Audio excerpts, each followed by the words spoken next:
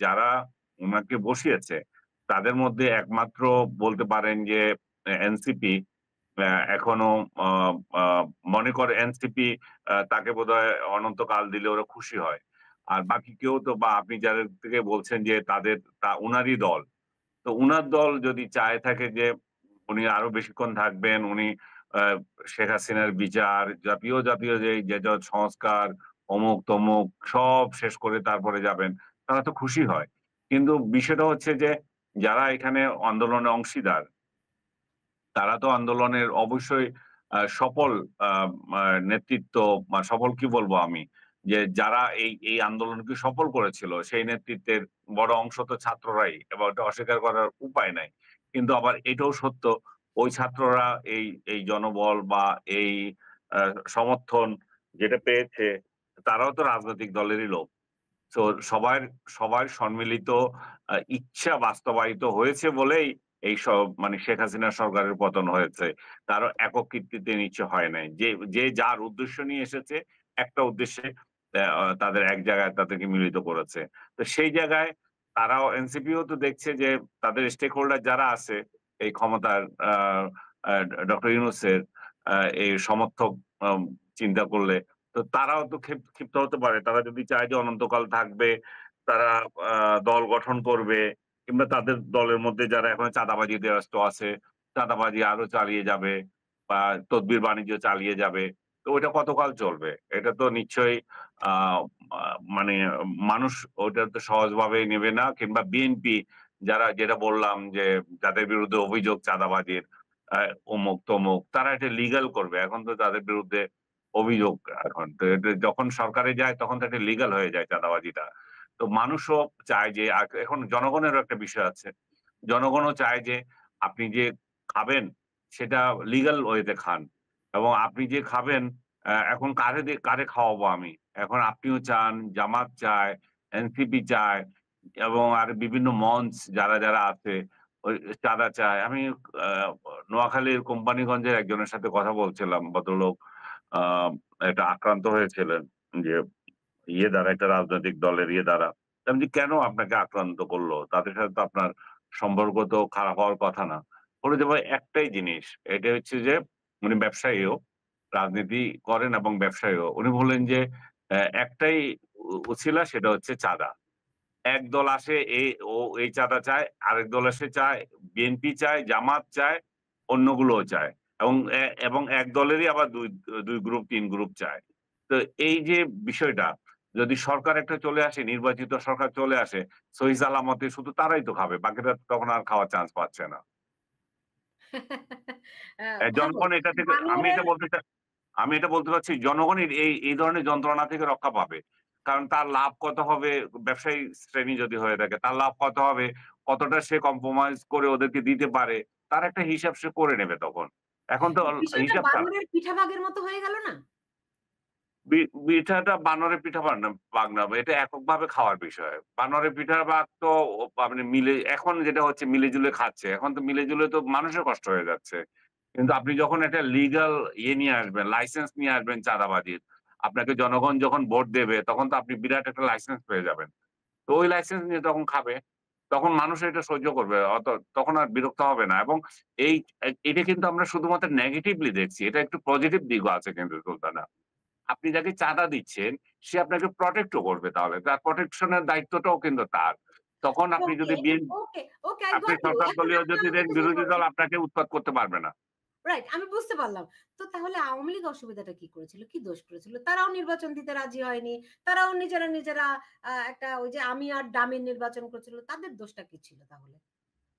তাদের দোষ তারা অন্যদেরকে খাওয়ার সুযোগ দেয় নাই, অনবরত খাচ্ছিল। যে তো ১৬ এখন বছর ধরে এখন তো সেই বন্দোবস্তের দিকেই আমরা যাচ্ছি। তাহলে এটাই কি নতুন বন্দোবস্ত? নতুন বন্দোবস্ত এটাই। এটাই চলবে। কিছু সংস্কার হবে। নতুন একটা দল আসবে।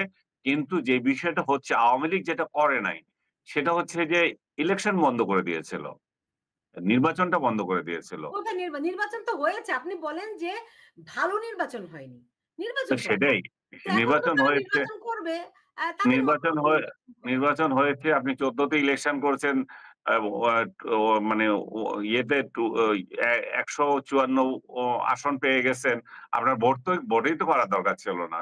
হুম, তারপরে আপনি তারপরে একটা ডামি ইলেকশন করতে হয় করেছেন। এরপরে আপনি ১৮ সালে এসে সবাইকে আম কলা দেখিয়েছেন। ওই যে বানরের কলা ভাগ দেখে আপনি এখন বলতেছেন সেটাই দেখাইছিলেন। কিন্তু হুম, আসলে কলাগুলো সব আপনি একাই খাইছেন। হুম। তারপরে আইসা আপনি দেখলেন যে আপনার ওই আগের ফর্মুলা তো চলে না। তখন তাইলে আমি আর ডামি করলেন। না, তাইলে এখন যখন ধরেন আওয়ামী লীগ ইলেকশন করতে পারবে না, আ জাতীয় পার্টি ইলেকশন করতে পারবে না, ১৪ দল ইলেকশন করতে পারবে না। তো এখন তো আমরা আর মামুরা নির্বাচন নাকি? মামুরা তো আছে তবু। আপনারা তো শুধু আপনারা ছিলেন। মানে আপনি কি আগে তো আমাকে মিন করতেছেন না? না আপনি কি আমি আমাকে আপনারা মিন আমি আপনারা বলতে আওয়ামী লীগ মিন করছি। আচ্ছা, তাহলে আমি তো আওয়ামী লীগের কেউ না। আপনি আবার আমার দিকে এমনিতেই লোকে বলে আমি আওয়ামী লীগের দালাল। তার উপরে আবার আপনি আপনাকে বলার মতো আপনি ইয়ে করেন, আপনি আওয়ামী লীগের এ এ পক্ষে বলতেছেন এই যে আপনি আওয়ামী লীগের যুক্তি দেখাচ্ছেন। আওয়ামী লীগের অবৈধ এটা যুক্তিটা পাওয়া। আওয়ামী লীগের যুক্তি হবে কেন? আমি কি ইললজিক্যাল কথা বলতেছি? যে বলতেছে যে আওয়ামী লীগ ৩ টা নির্বাচন কারচুপি করছে। আওয়ামী লীগ খুব খারাপ কাজ করে। ওকে ফাইন, তাহলে সংস্কার করতে হবে। তাহলে সংস্কার এইটা যে এতদিন আওয়ামী লীগ ১৫ বছর করছে, এখন আগামী ১৫ বছর তাহলে আমরা থাকি। এইটাই হ্যাঁ, বলতে আমরা বসছে তাহলে? হ্যাঁ, তাহলে এখন ভাগে কোনভাবে যদি এখন তুলি তাহলে আওয়ামী লীগের হয়ে যায়, তাই তো? তাইলে এখন কিছু ভাগ যোগ বলার করে থাকে না। খাবে। তাইলে তো ঠিক আমি আছে। আওয়ামী লীগই। হ্যাঁ। আপনি তো বললেন, উত্তর দিলেন না তো। কোনটা উত্তর দেব আবার? বলছি তো। আচ্ছা, এইবার আমাকে বলেন যে তাহলে কি মানে আ আ এখন যেই নির্বাচন কমিশন যে জানিয়ে দিল, এই নির্বাচনে আওয়ামী লীগ, ১৪ দল, জাতীয় পার্টি অংশগ্রহণ করতে পারবে না। এইটা কি এরকমই থাকবে নাকি এটা বদল হতে পারে? এটা যদি এই সরকারের অধীনে নির্বাচন হয়, ডক্টর ইউনূসের অধীনে নির্বাচন হয়, তাহলে এটাই হয়তো বলবৎ থাকবে। তবে জাতীয় পার্টিটা তো এখনো ক্লিয়ার করে নাই। জাতীয় পার্টি কি বলছে জাতীয় পার্টি ইলেকশন করতে পারবে না? আমার মনে হয় না। নির্বাচন কমিশন শুধু আওয়ামী লীগের ক্ষেত্রে বলেছে। জাতীয় পার্টি এখনো এলাইভ আছে, ১৪ দল এখনো এলাইভ আছে। তো ওরা ইলেকশন করতে পারবে কিনা ওই ডিসিশন হয় নাই। আর যদি ডিসিশন হয়ে থাকে রাজনৈতিক দলগুলো যদি একসঙ্গে ডিসিশন নেয় যে আমরা আওয়ামী লীগ আমলে যারা ক্ষমতা ভোগ করেছে আমরা তাদেরকে ইলেকশন করতে দেব না। তাহলে তো অন্য ঘটনা হবে। তাহলে আপনি যেটা বললেন আমরা আর মামুরা ওই আমরা ইলেকশন এটা হবে। সেখানে তো আর বলার কিছু নাই। তবে আ মানে জনগণ তো এখানে বলতে পারে না। অন বিহাফ অফ জনগণ আমরা বলব যে আগামী জনগণের জন্য বলব যে ইতিহাসে সাক্ষী রাখার জন্য বলব যে এইটা এক ধরনের ফালতু ইলেকশন হবে। একটি নিকৃষ্ট ইলেকশন হবে এবং শেখ হাসিনা যে ধরনের নিকৃষ্ট ইলেকশন গুলো করেছে তার থেকে কোনো অংশে এটা উন্নত হবে না। একই কারবার হবে। তখন এই যে ২৪ এর যে গণঅভ্যুত্থান যে ভোটের অধিকার সেগুলা সব মাটি হয়ে যাবে। এখন এটার এই যে চেতনা এখন যে বিলি হচ্ছে, ওই চেতনা-টেতনা সবকিছু থাকবে না তখন। ২৪ এর চেতনা দেখবেন ভোট শেষ হইলে সব শেষ হয়ে যাবে।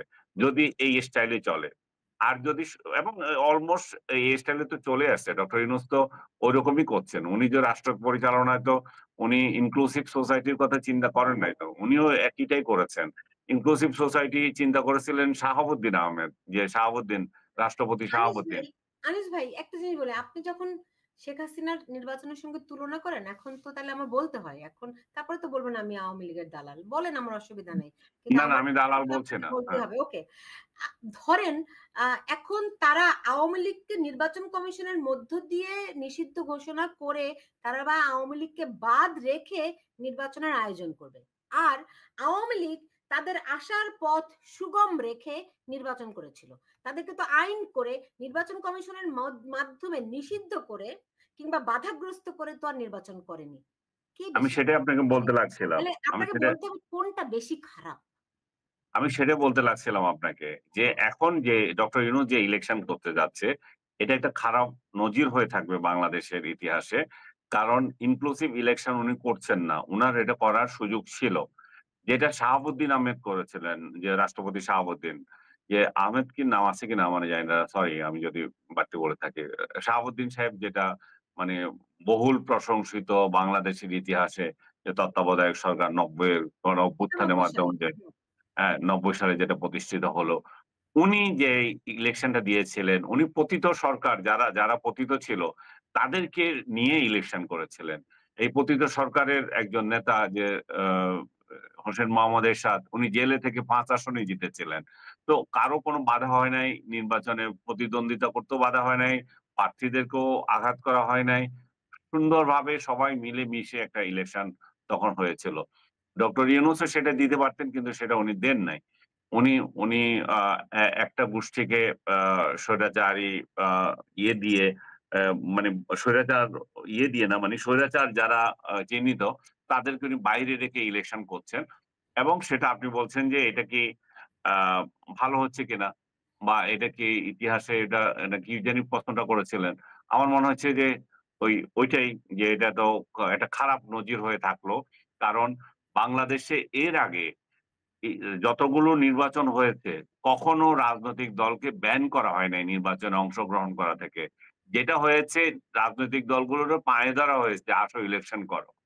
এখন এবারই শুধুমাত্র হচ্ছে যে আমি ইলেকশন তো আমরা করবোই। তুমি তো প্রতিযোগিতার সুযোগই পাবে না বরং তোমাকে আমরা ব্যান করে রাখবো। তো এটা তো অবশ্যই নিকৃষ্ট একটা সিদ্ধান্ত হবে এবং এই সিদ্ধান্ত আ য য যারাই এটার পক্ষে থাকেন সেটা এখন হয়তো উনারা জোশে আছেন বুঝতে পারছেন না। পরবর্তীতে নিশ্চয়ই স্বীকার করবেন এবং আমরা যারা এখনো বলছি যে ইনক্লুসিভ ইলেকশন এর কথা আমাদের যারা সমালোচনা করছেন তারাও আবার হয়তো একদিন বুঝবেন যে এটাই তো ভালো ছিল। কারণ যে ইলেকশন আমরা করেছি সেই ইলেকশনের রেজাল্ট তো বের হয়ে যাবে। জি। সেই ইলেকশনের আ পরে তো বছর লাগবে না। এটা যে একটা ভালো নির্বাচন হয় নাই, সেটা বুঝার জন্য বছর লাগবে না। তার আগেই বুঝে যাবে। জি, জি। আনিস ভাই আরেকটা জিনিস আপনি বলুন তো যে দেখুন 1-11 এর সময় ডক্টর ইউনূসের নাগরিক শক্তি তখন জনসমর্থন পায়নি। এখন নানান কৌশল করে এনসিপি গঠন করলেন যেটিকে এখন বলা হচ্ছে কিংস পার্টি মানে ডক্টর ইউনূসেরই পার্টি। তো হুম। সেটিও তেমন একটা জনসমর্থন পাচ্ছে না। এটা না পাওয়ার কারণটা কি? কিংস পার্টি কখনোই জনসমর্থন পায় না। উনি কখনোই 111 পায় এর না সময় বলা ঠিক না। বাংলাদেশের ইতিহাসে মানে ১ম কিংস পার্টি বিএনপি, রাইট? তো তারা তো বাংলাদেশের পপুলার রাজনৈতিক দল। না, আপনি যে ওইটা কিংস পার্টি ছিল না। ওইটা কিং এর কিং স্বয়ং রাস্তায় নামছে, স্বয়ং দল গঠন করছেন।